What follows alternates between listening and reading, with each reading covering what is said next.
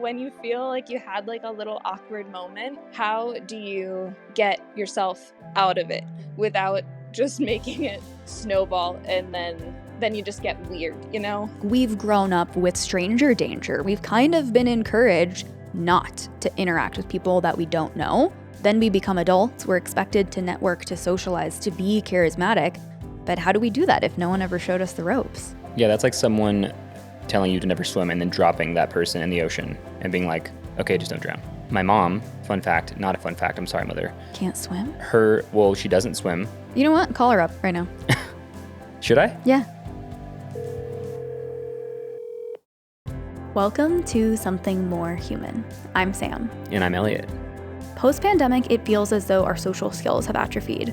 It feels like the barrier to entry to meeting new people and cultivating community is higher than ever before. But we believe that meaningful relationships are the key to a fulfilling life. So we're ditching the surface-level conversations to ask and answer questions all about human connection. Join us in creating something more human.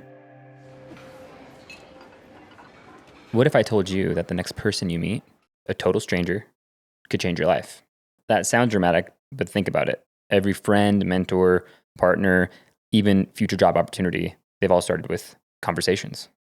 Today, we're diving into why talking to strangers is actually a superpower, why most people don't do it, and how you can get better at it starting today. We're unpacking exactly why talking to strangers feels so hard, but also why it's one of the most powerful things that you can do and why you should actually do it. We'll break down real studies, personal stories, including some hilariously awkward moments from a listener, and actual techniques that'll help you start conversations today. We'll also take it further because, let's be real, if loneliness was really such a problem, wouldn't more people be doing something about it? That's what we're asking. In Elliot's favorite segment, What Would a Perfect Government Do? We're diving into real practical things and also some fantasy, because why not? By the end of this episode, you'll have a whole new perspective on human connection and a challenge that might just change your week or maybe your life. Bum, bum, bum.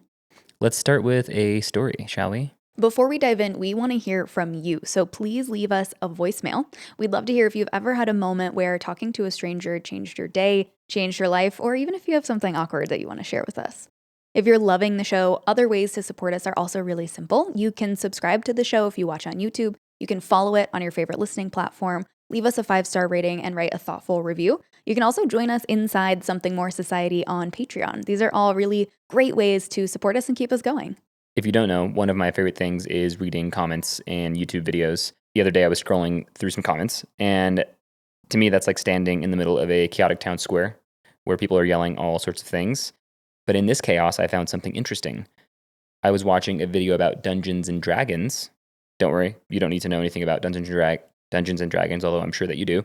But in the comments, someone said, you guys should do an episode on how to find a game, how to get a group together.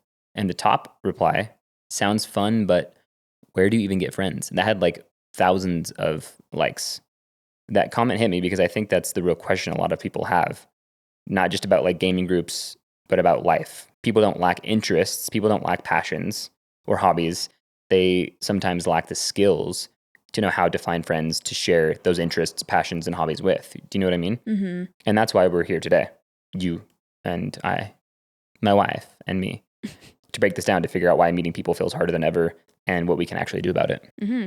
So why are we so bad at talking to strangers? There's actually some research on this, and I wanted to share 2 studies that have really stood out to me. We mentioned in our last episode the Chicago train experiment. So this study is where people were prompted on their commute in Chicago on the train to either talk with a stranger or to remain quiet. And the people who interacted with the stranger on their commute reported that while they expected beforehand that this either wouldn't go well or they wouldn't enjoy it, or that solitude might be more pleasurable, they actually reported having a better mood than the people who remained quiet. So basically what you're saying is that our brains are scaring us on purpose, willfully. Exactly. Or at least mine is. And psyching us out. And it's okay, and it's actually not true. What do you think the difference, though, is between someone like me and someone like you who you're almost never thinking that, but I'm almost always thinking that, aka my brain is almost always showing me maybe the worst possible or the most awkward possible outcome of a potential interaction with a stranger? My silly answer is that I'm more charismatic than you. My very real answer is that you struggle with anxiety and I do not. Sure. Fair enough. So another article with the same co-author, written many years later, is all about the hedonistic parts of conversation. So the pleasurable parts of conversation. And I just want to share a quote from this article with you all. People systematically misunderstand the hedonic trajectory of conversation. Even after enjoying the start of a conversation, people expect that their enjoyment declines as they continue talking, but experience smaller decreases in their enjoyment than they anticipate. In settings in which talking with someone is discretionary, so in settings where, for example, we have the option to talk as long or as little as we like, this misunderstanding actually leads us to devote less time talking than would be ideal for enjoyment. So the hypothesis of this article is that the possibility people may mismanage opportunities to form close friendships because of that very thing. So we're going to dig into this a little bit later, but TLDR, we think it's going to be less pleasurable than being alone. We think we're not going to have a good time. And we assume over time we'll have less and less pleasure or good experience talking to somebody. And that is just not true. Okay, so what you're telling me is that my brain is wrong. Essentially. But it's okay because it makes sense, right? Like we've grown up with stranger danger. We've kind of been encouraged not to interact with people that we don't know. And when we do interact with someone who is safe, which is someone that we know, we don't really get those concrete skills for socialization in a class in school, right? And so then we become adults. We're expected to network, to socialize, to be charismatic. But how do we do that if no one ever showed us the ropes? Yeah, that's like someone telling you to never swim and then dropping that person in the ocean and being like, okay, just don't drown. You know? Mm-hmm. My mom, fun fact, not a fun fact, I'm sorry, mother. Can't swim? She doesn't swim. Her cousin took her and her sister, my aunt, out when they were like 7 or 8 years old onto a sandbar, like 100, 200, 300 feet out from the beach and left them there for hours. Wait, so that is you telling me that she doesn't know how to swim? I think... Sorry, Mom. Again, I actually don't know because I've never seen my mom swim. I've only ever seen her like on a flotation device, like in our pool or at the beach. I don't know if she knows how to swim, but for good reason. You know what? Call her up right now. Should I? Yeah.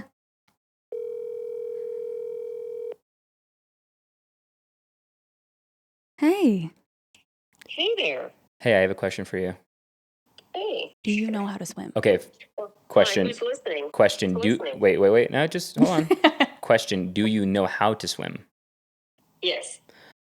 Okay. Now tell us why you don't like to swim. So when I was about, saying 6 or 7, we all went to the creek swimming, me and my brothers, sisters, and cousins. We went swimming, and I didn't know how to swim.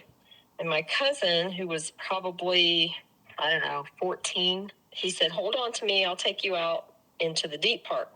But hold on to me, I'm not going to let you go. So I did, and he let me go. So I almost drowned, and he thought it was funny.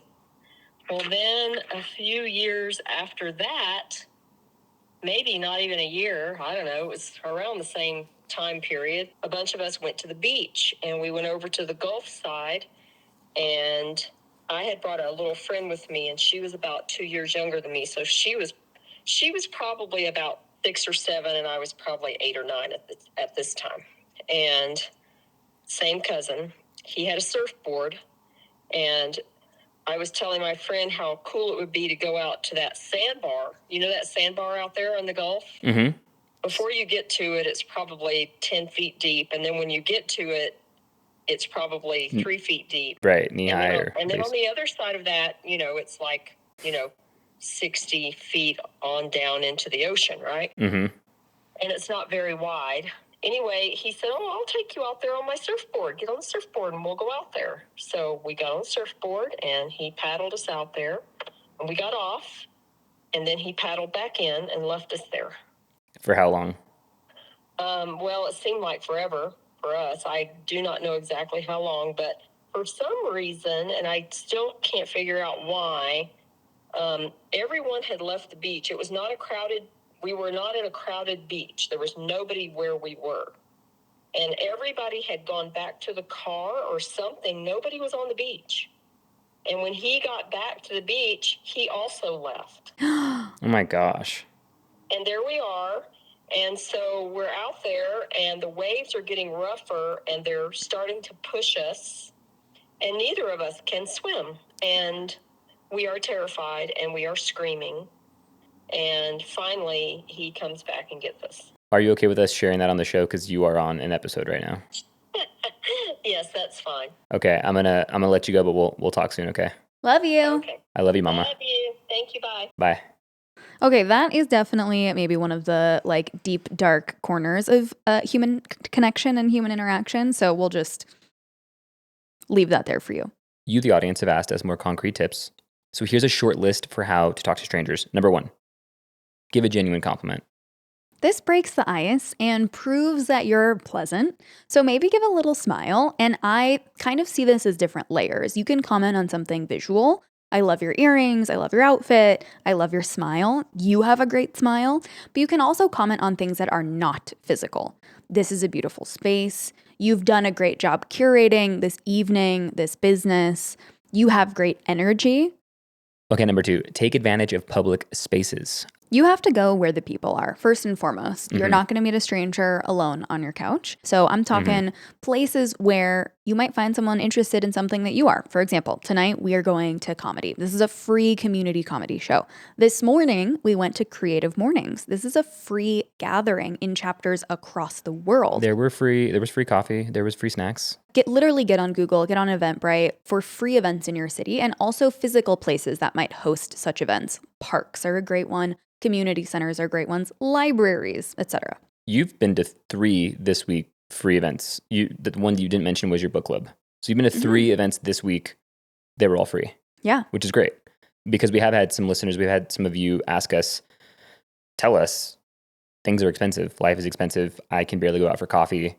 Like, do you have any recommendations for things that we can do for free? Yes, we live in Denver. It is a bigger city. And if you don't live in a bigger city, it is more difficult to find those free events.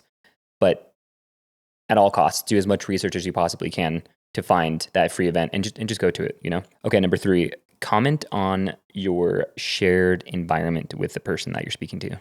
Especially early on in this show and moving to Denver where we were talking to people and I wasn't used to it, I would feel like my mind was blank. And I wasn't even sure where to start pulling conversation topics from. So just comment on your shared environment, meaning if we're at a coffee shop, oh, have you had that drink before? Have you been here before? What's your go-to? Today at Creative Mornings, I said, I've never been in this space.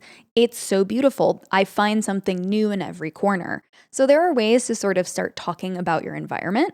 And my caveat here is to resist the urge and avoid shit talking. It's really easy to commiserate over like, oh, this place isn't taken care of, or oh, I wish the city did this, or oh, that really sucks. Sam is calling me out. Well, I mean, also, I've found myself in conversations like that, and then halfway through the conversation, I'm like, I don't actually want to be having this conversation. So what kind of connection do you want to build, and go from there? Numero 4.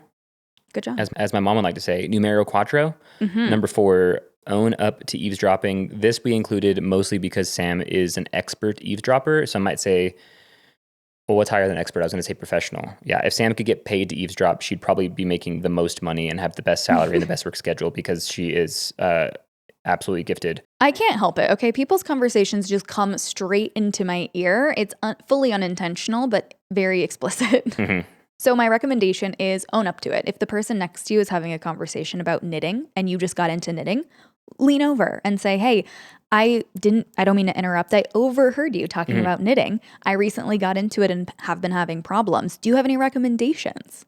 The thing that we like to talk about often on the show, at least I do, is the web, the butterfly effect. And I like to start at the nucleus, at the big bang of a conversation or whatever my first interaction with somebody is. My best friend, Brian, here in Denver, we became best friends from what is essentially an eavesdropping session. He wasn't really eavesdropping, but we were sitting next to him at the coffee shop and Sam and I were playing a game that's very unique looking. And so he just chimed in and asked us what we were playing. And a year later, him and I are best friends. So things like that can and do happen. I'm a prime example of that. Mhm. Number 5, give a recommendation. This is one of my favorites because it's also a way to connect with your city or your environment. And it's a way to become memorable to a person. So you can combine this with eavesdropping. Hey, I heard that you love knitting. I have a knitting club. Have you been to this store down the street? It's also a great way to reveal something about yourself and learn about the other person.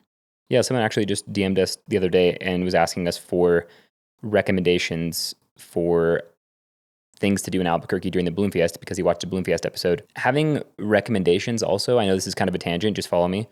It's fun to do. It's part of like romanticizing your life. It's part of romanticizing and falling in love with the city that you're in. Imagining yourself as like a tour guide for your city. That it's so much fun. Like there's so many wonderful places in Albuquerque. So Sam and I actually had so much fun thinking about that list that we made. I mean, I could do that here in Denver too. There's so many great places. So if you want a recommendation from us, slide into our DMs. So if you want a recommendation for Albuquerque or Denver, I feel like we can definitely give you a pretty good one. Okay, number 6, challenge yourself to ask one more question than you normally would. At this point in a conversation with someone, there's a fork in the road. You could, option 1, ask a follow-up question. Some of my favorite follow-up questions are, how did you get into that? What did you think about that? How did you feel about that? What made you decide to do that? Mm-hmm. Ask somebody their recommendation. The other branch of this fork in the road is to just ask a new question out of left field because you are getting to know each other. What do you like to do for fun? Do you have a hobby or project you're really into lately? Do you have a favorite place in town? Mm-hmm. Okay, so let's settle this, Samantha. Mm-hmm. Does small talk actually matter? Go. My hot take is yes, small talk is a necessary piece of connection because it's kind of the gateway drug for deeper connection. You don't jump in 5 minutes into a conversation and ask somebody their deepest, darkest secret. But wouldn't it be wild if they did? Like, hi, nice to meet you. My name is Elliot. If you could delete one family member from existence, who would it be and why? That would be a great opportunity for someone to be like, oh, my mom is calling. I really gotta get out of here. Yeah, so maybe we have a short list of what not to do or what questions not to ask. That might be one of them. Or it actually, maybe another challenge could be use this question, ask that question to a complete stranger and see how it goes. You know what? You can blame us. Yeah, and I keep thinking like not everyone that's listening has the same issues that I do with connecting. Like there are some people out there that thrive on the uncomfortable. I wish that I could do that because it's not necessarily a terrible question. Some people might take it the wrong way. You could get in the door with that question. Chances are probably not very high though. So maybe don't do that. The study I mentioned earlier with the Chicago train experiment gives a great argument for why small talk matters and the case for like fake it till you make it. So in this article, there are a few studies where participants were literally just instructed to act extroverted, regardless of whether they self-identified as extroverted or introverted. Both of them had positive experiences. I do think because we so often focus on the idea of authenticity, it feels antithetical to fake it till you make it or to pretend to take on a persona that may not perfectly align with how you see yourself. But this literally proves that it's okay to do and actually helps build the muscle. A quote from this article is, misunderstanding the consequences of social interaction comes from inexperience connecting with strangers rather than from negative experiences doing so. So my hot take is, yeah, pretend, act like someone that you're not. If you're not feeling confident or charismatic, who is the confident, charismatic version of Elliot today? Yeah, I mean, that's easier said than done. I'm sure that some people are wondering, in fact, me right now in this very moment, like, oh, well, how? But how? And that takes practice in and of itself, right? Like, just pretend. Why not pretend? The worst thing that can happen is that you fail miserably, and that is probably the thing that you fear the most. And at the end of the day, if you have a bad interaction, we all do. You can't be friends with every single person you meet. In fact, that's literally impossible. And even if you meet 100 people and you become best friends with one, I think that it's worth it, you know? So we've established that talking to strangers is hard, obviously, but important. Now let's dream for a second. What if the government actually cared about fixing loneliness? They clearly know that it exists. Studies are out there. It's all over the internet. We're talking about it. The show is formed around it. If they had unlimited money, which it seems like the government does, what could they do? And so instead of getting really heavy, I just like to imagine a future where we're just all having so much fun. I'm not saying that all the pain is gone and that there's a utopia, because that, I think, perfection would not be fun either. But imagine what a perfect government would do, how they might address fixing loneliness. Elliot loves this question, and this is also the premise of our Nighttime Secret Society event, which is being in the headspace of imagining something better. And even if it's not fully logical or grounded in reality, it can inspire different perspectives and ways for us to think about how to go into our actual real day-to-day life and make change, even if it's small. Mm-hmm. WWPGD, what would a perfect government do? I don't know about you, but I don't know if that reminds you of the WWJD wristbands. Yeah, of course it does. This is inspired by those. I probably had, I'm trying to think the last time I wore one of those, I must have been 12 years old. Okay, my idea of what a perfect government would do is that they would create government-funded social events. Yes, I'm plugging our event.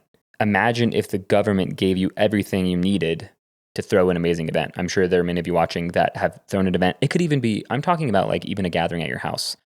A lot of these things require time, money that some people don't have, and the ability just to think creatively on how to bring these people together and not have to worry about like the marketing aspect or the time that it takes or the money that it takes, right?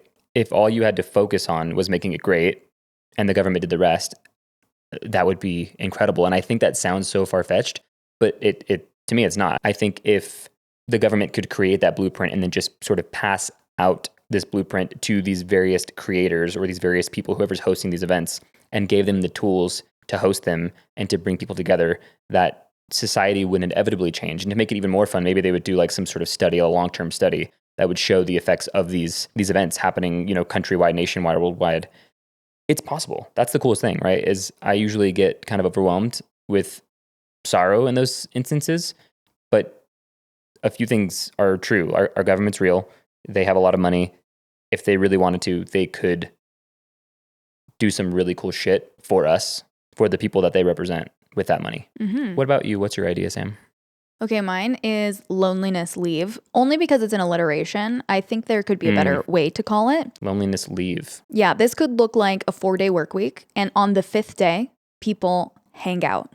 Not necessarily your coworkers, but like you get to spend that time strictly investing in human connection. You're not doing laundry. You're not like doing the dishes and taking care of house stuff. You are connecting with other people and bettering your social health. And you're saying that you get paid for that day, obviously. And you get paid for that day. Or it could also look like a stipend. So like maybe you get a company credit card or you get like a government credit card and you use the funds on that for hanging out with people.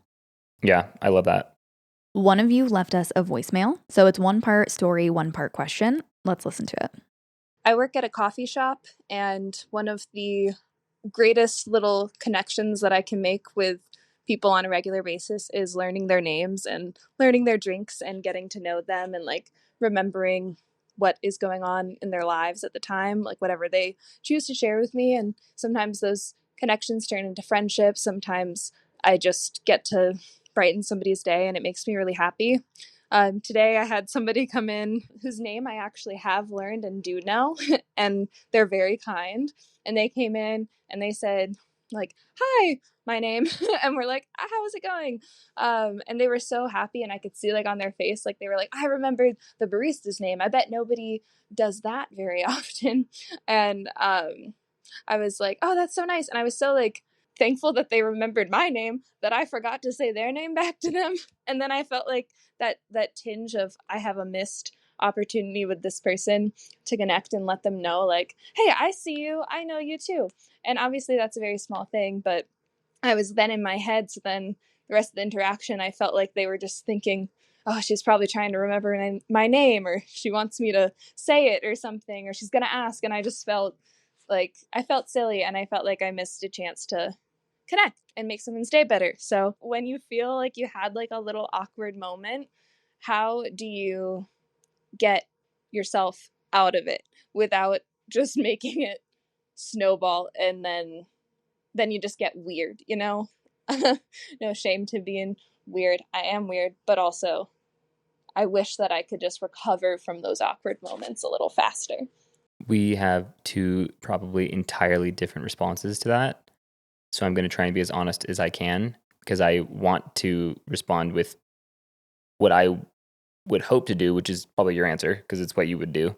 I would overthink it into oblivion just like this barista and probably have another awkward interaction with that person because when they came in, I'd be having that interaction in my head the entire time. It would probably just repeat the process. But when I'm in that kind of situation, hopefully I'm in a space where I can reflect, aka journal. Sometimes I just like to think of myself as my life like as a book that's being written, and I'm an objective observer. What would this character do? They would simply just move on. Like it's not a big deal. Your chances are that this person probably didn't think that it was very awkward, or probably doesn't really care all that much that you didn't know their name, or that you didn't appear to know their name even though you did, because your energy, was probably great, and you probably gave them a great cup of coffee. So it would just be, like just move on and make sure when you see them the next time, right away you greet them by their name. And it'll be all good. For this specific situation, I would actually recommend when they leave, address them by name. Like you missed the opportunity to do it when they came in. Even better. So like give them their coffee, or when you see them exit the door, like bye Elliot, see you next time. And then you're like, okay, I got it out at least. And I want to get into your head. Like I want, for the listeners that are more like me, who like we're just entirely in our heads and we're like, we're never going to recover from this, or they don't even think, I didn't even think to actually, okay, they're still in the coffee shop. Well, maybe they're not. Maybe they already left. But if they are, make sure when they leave, you just bid them farewell with their name attached to it. I just didn't think of that. What is going on in your head if that happens to you? Because you've been, in awkward interactions or conversations like everybody else. How do you think about what you're recommending? Like, does that just come to your mind, or are you having to like rack your brain to find, okay, option A is this, option B is this, option C is this, which one should I choose? Or do you think for you, it's just like something that's second nature that you can't really describe or explain, or is it practice, or is it neither? I have, because of this show, I have a pretty good understanding that people like to be addressed by name, and I'm really good at remembering people's names. So number one, that's already a priority inside my brain.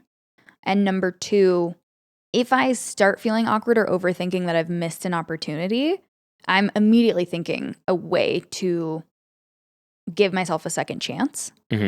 So my other recommendation, and this could be applicable to a lot of different circumstances, is to own up to it. So this weekend we went to a creator meetup and we were sort of going around the room describing what we do. And it turned a little bit into like people voluntelling other people in the room. And after we went, I sort of gestured to my right and let the circle complete. And I said, how about someone here? And after the event, I felt really, really guilty that I didn't do it to the person behind us or the people behind us, because the circle had kind of an extra layer. And so I could have gone up to the person that we were talking to and say, oh my gosh, I feel so guilty for not voluntelling you. Like, I'd love to hear more about what you do, and give them an opportunity to share it with me and just own up. Man, I feel really bad about that. And that's also an opportunity to strike up a conversation. Wait, you did do that or you didn't? I didn't. I did think of that after the fact. So now that I've had that, it's a thing that I might keep in my pocket to just own up to it next time. Yeah, for sure. So here's our challenge for you. You might be thinking, okay, yeah, talking to strangers, this all sounds great and fun, but I'm not going to do it. That's okay. We're challenging you to speak to one new person and ask one more question than you normally would this week. And we would love to hear how it goes. So drop us a line, leave us a voice message and tell us, how did it go? If it was awkward, tell us about the awkward story. If it was awesome, please share this success with us. Yeah, the link to the voicemail will be in the description. It's on our website. It's super quick and very fast. Actually, it's probably too fast. You have to click one button and then it starts recording. And you can do it anonymously if you want. Of course, absolutely. The internet is a tool. I keep thinking about it being a means to an end. But at the end of the day, your life is happening out here in real conversations, in real places, or at least we hope that most of your life is happening that way. Use the tools, which is the internet, but don't forget what you're using them for. A life well lived, real relationships, something intentional, something more human. Love you guys. That's it. See you later, guys.